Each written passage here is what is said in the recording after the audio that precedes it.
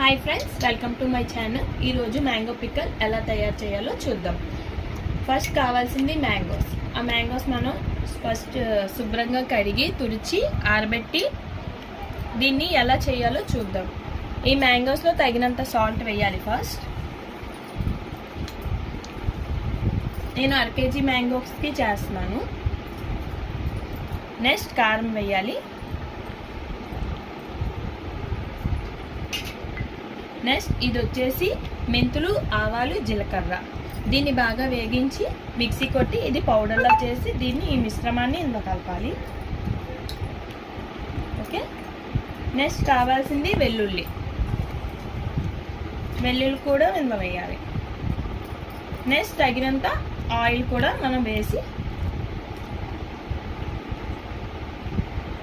దీన్ని మనం శుభ్రంగా గరిటతో కలుపుకొని ఉండాలి.